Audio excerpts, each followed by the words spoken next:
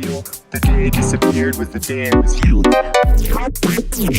YOLO, Opposing Gloves here, and today we are going to be taking Shreddage 2 and making some sweet guitar solos with it. I will be largely live sequencing, but we'll talk about real sequencing by hand as well. Stuff like this.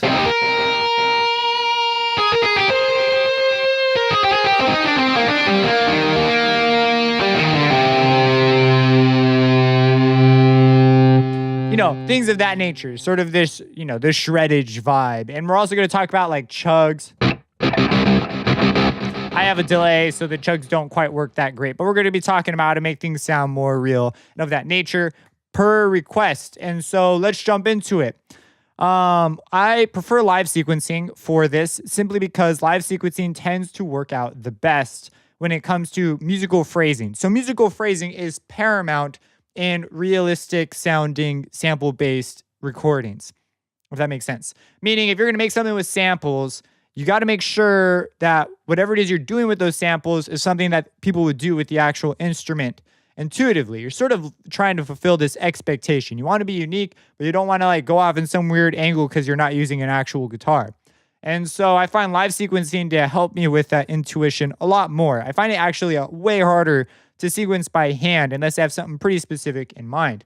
So in Shreddage 2, I'm running it through an instance of the 80s solo and guitar rig.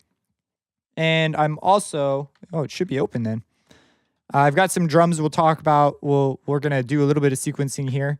And then also, I've just got regular old Shreddage 2 open, like the version 3-21 or whatever, the one that I got when I bought it. So I didn't do anything special to it. It's just Shreddage by itself. But I did have my pedal on there for a second. So let's go ahead and jump into let's just record something first. I have a thing hooked up to the pitch bend of Contact. Let me bring Contact back. So if I move my pitch bend, that's moving, and I get these effects. And it allows me, this is one of our things, so it sounds really musical because they're always doing these sorts of slights of bends, you know, something like that. And that would be, you know.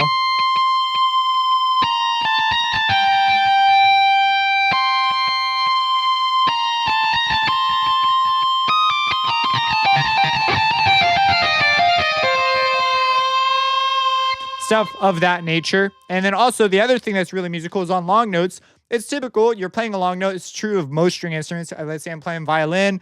I'll come up, I'll hit the note for a little bit, and then I'll start doing a little vibrato because vibrato is nice. So if I play like a note, and you can see the vibrato, the mod wheel is moving, and that actually controls the vibrato here. We see, woo! So we get this.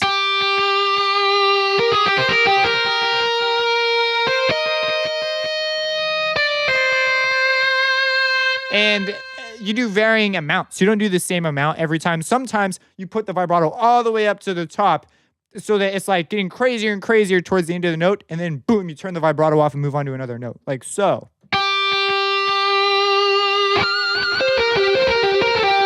I didn't intend to do the pitch squeal, but whatever. You got to turn it off a little bit quicker. When I'm live sequencing, I typically do this move less. When I'm real-time sequencing, I'll do it a bit more because moving the mod wheel all the way back is like just the transition time usually isn't fast enough for me naturally when my musical instincts don't pull me in that direction enough. So let's go ahead and record just a general solo with nothing behind and then look at some of the basic phraseology that I'm going to use here. I'm going to try and use maybe a couple phrases. I'm not going to go over this sort of stuff. In fact, let's just talk about that real quick right now. So if you want to go like boom, boom, boom, boom, boom, boom, boom, boom, boom, boom, boom, boom, boom, like let's say you want to do that. Well, you could do that in Shreddage by simply playing lower velocity levels. But you generally want to play lower. And I turned off the delay because the delay is going to muddy everything up. I mean, like, look, you could even sequence it in with your mouse. So if we come over here and... I mean, just by clicking, we could record that and it would work out great. So, dude, and then tempo. Tempo is a big deal here. So let's turn our tempo up. That's kind of cool. Boom, boom, boom, boom, boom. I don't know if you guys listened to The Prodigy, or is it The Prodigy? Who wrote this song? Yeah, it was The Prodigy. Invaders Must Die. It was like, no,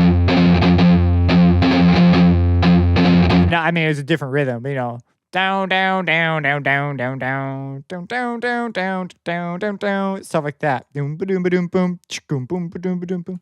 Invaders Must Die. You know that song? It's a good song. You should listen to it if you've never heard it. But anyways, that's how you do that. It's pretty simple. You just come in here and do some low velocity stuff. There's honestly, it's not like that crazy. You could consider doing doubling. So you just pull out a second guitar. Shreddage actually has a thing for doubling built right in. And you can make it sound really wide, do a bunch of mixing things, whatever it is you want to do. So let's go ahead. Let's talk about the soloing type things because I feel like that's more of the interest here. So let's go ahead and turn our octave up and let's turn our delay back on. So a large part of, you know, how good it sounds is based on the amp you run it through, the effects you run it through. And so you saw mine. I just went with the preset and guitar rig. And then having notes overlap slightly, getting that grit, that's nice. Like, I think it adds to it. You might disagree. You might say, no, that's not as nice. But I think it's nice. So let's go ahead and just record a thing real quick.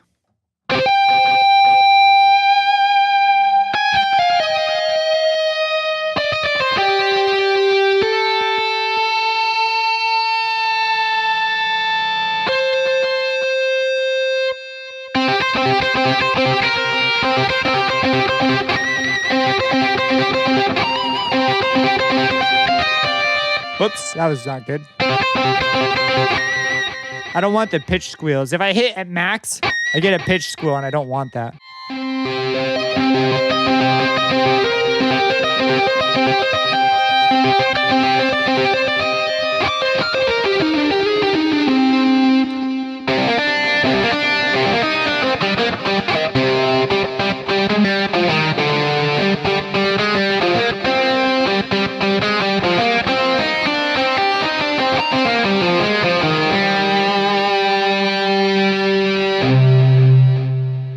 Oh, that was kind of nice. Cool. So this is what we got. A whole bunch of stuff here. Let's look at exactly what happened. So some of this wasn't, you know, that great. Other things were much better. And there's a couple of phrasing things. So one of the things is whenever we have a long note, typically we will have some passing tones. These are just notes that get us to another note. So these notes right here is a little figure that helps us get to this note. In this case, it's actually like a tiny trill, basically.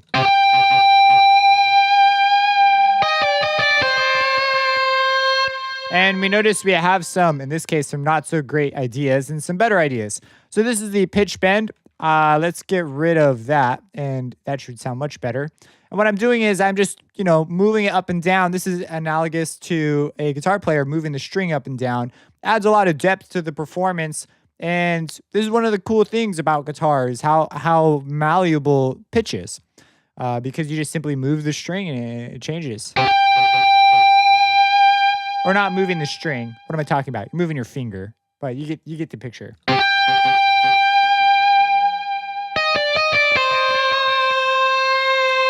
So you see it adds a little bit like ooh. And then we also have some dynamics. And the dynamics knob, this is the vibrato taking place. So it makes sense to do it on long notes. So you notice it comes up, comes down, gives the listener a chance to hear the note and understand the pitch. And then we sort of, you know, embellish it a little.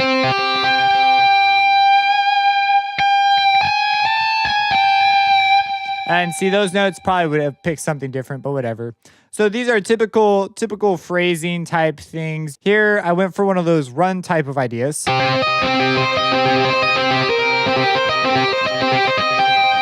My tempo is a little off, but it's pretty popular to, you know, like, because it's kind of, you know, it's a little bit flashy to move your hand all the way up there, hit this note like on the dot, and then come back down.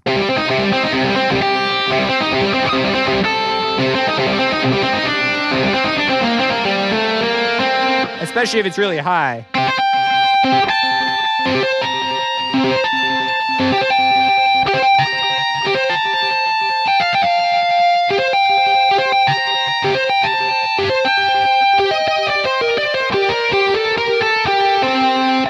So there you go. That's another really popular thing. And then just when the notes hit, consider adding a vibrato or one of these sorts of.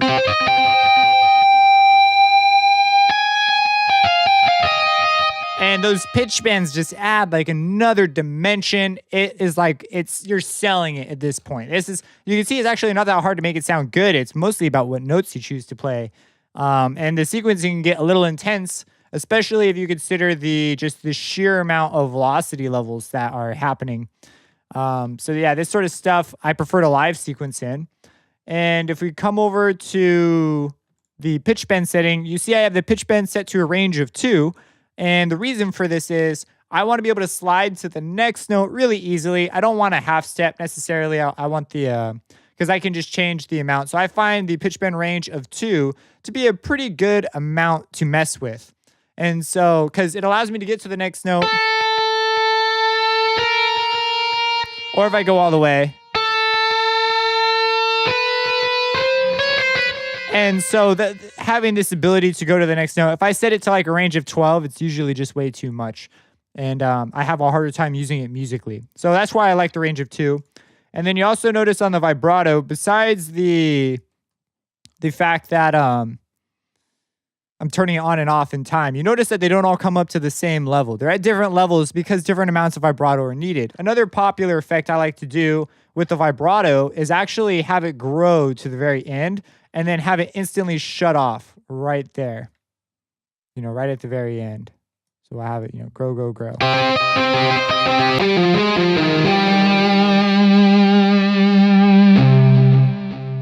Oh, there's a note right there. See, it sounds nice. It gets crazier, crazier. It's like you're finishing off a phrase. Na bum or na ba ba ba ba ba ba ba ba ba ba ba, something like that. And maybe you go into the chugs. Something like that. Ba ba ba ba ba ba ba ba ba.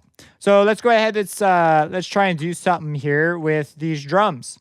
And then as far as the mixing goes, I consider that sort of a separate thing. That's just making it sound as good as possible. It's not necessarily making it sound real, though a great mix often helps things sound real because you've got other things that might sound real in a different way, and you can cover up inaccuracies in other sample libraries with them. But that's sort of a case-by-case basis. So let's go ahead. Let's make a thing right here. I'm going to need a fresh instance of stuff to work with. And so I have this drum loop. And let's try and put something on top.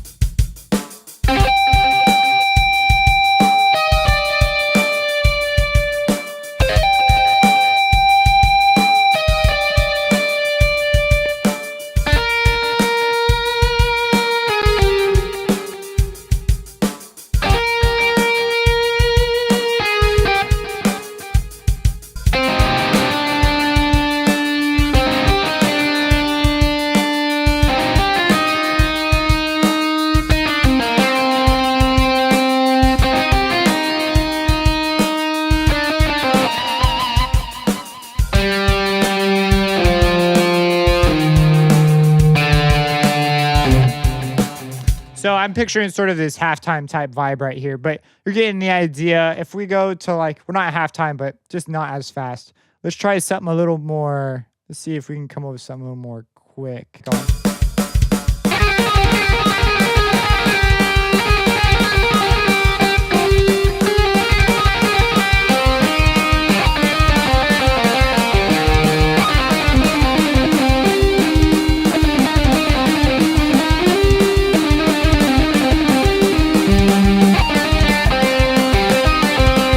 See, you get the idea, and what you do is you just write in the notes or you sequence them in, via this after you come up with something that you like, and then you just move them around in time so all the meter's fine, and you're pretty much set to go. It's not too crazy. If you have any questions about this, let me know. If you have a different approach, let me know. If there's something you would have liked to see, let me know. Subscribe and have a blessed day. Walking down the street with the black concrete, I was lowering my shades in the middle of the night. I felt like I was here, like I could steer, but then the jungle came into my sight. Colors fell and shapes appeared. I saw what it meant to disappear. What I thought was you, was me, we all felt it.